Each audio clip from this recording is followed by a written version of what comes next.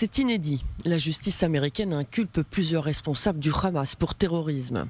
Dans le viseur, 6 leaders de l'organisation terroriste, 3 vivants, Yahya Sinwar, Khaled Meshal et Ali Baraka.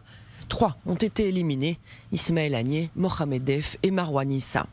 Washington les accuse d'avoir planifié et mis en œuvre les massacres du 7 octobre, mais aussi des décennies d'attentats dans le but de détruire Israël. Ces accusés armés d'armes, bénéficiant du soutien politique et financier du gouvernement iranien, ainsi que de l'appui du Hezbollah, ont dirigé les actions du Hamas pour détruire l'État d'Israël et assassiner des civils pour atteindre cet objectif. Dans ces attaques, ces 3 dernières décennies, le Hamas a tué ou blessé des milliers de civils, y compris des dizaines de citoyens américains.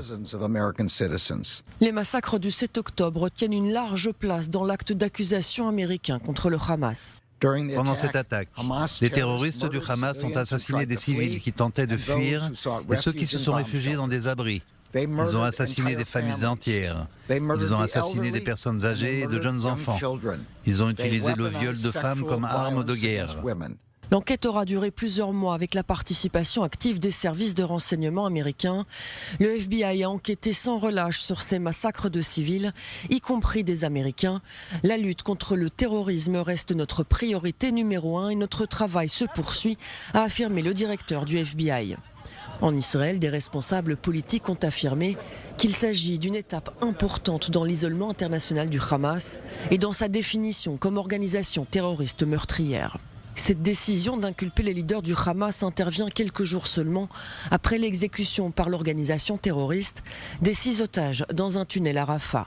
Parmi eux, Hersh Goldberg Pauline, qui est né aux États-Unis et possède la double nationalité. Dans un message publié dimanche matin, le président américain Joe Biden a promis que les dirigeants du Hamas paieraient pour leurs crimes.